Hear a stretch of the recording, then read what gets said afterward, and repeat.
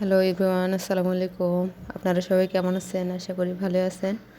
আজ আমি আপনাদের সাথে শেয়ার করব ইলিশ মাছ রান্নার রেসিপি।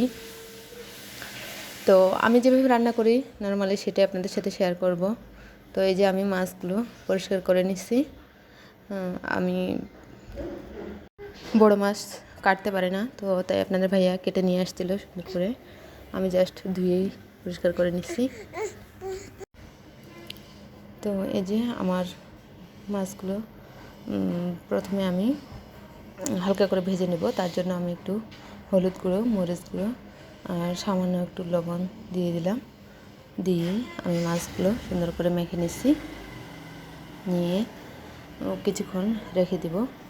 দেওয়ার পর এদিকে তেল গরম করতে দিছি কড়াইয়ের মধ্যে।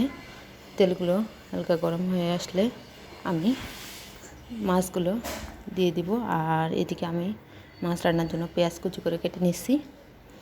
তো এই যে আমার তেল গরম হয়ে আসছে এবং মাছগুলো দিয়ে দিচ্ছি। হালকা একটু করে ভেজে নিব।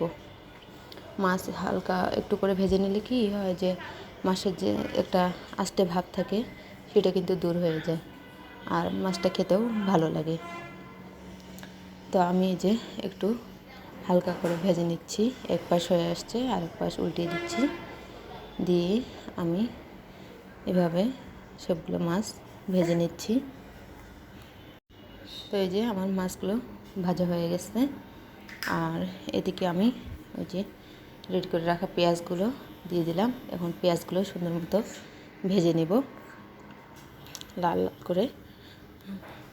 তো পেঁয়াজগুলো আমার প্রায় ভাজা হয়ে আসতেছে।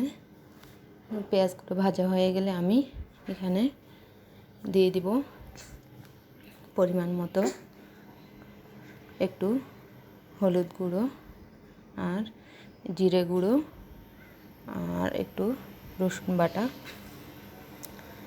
দিয়ে তারপর আর মরিচ গুঁড়ো দিয়ে আমি সুন্দর করে সবগুলো উপকরণ নেড়ে চেড়ে একটু কষিয়ে নিব। ভালো মতো কষিয়ে নেওয়া হয়ে গেলে আমি এড করে দিব পানি দিয়ে তারপর আমি নেড়ে চেড়ে একটু ঢাকনা দিয়ে দিব। দিয়ে আমি ব্লক আসা পর্যন্ত অপেক্ষা করব। তো এই যে ব্লক চলে আসছে আমার। তো এখন আমি এই যে ভেজে রাখা মাছগুলো দিয়ে দিব সুন্দর মতো।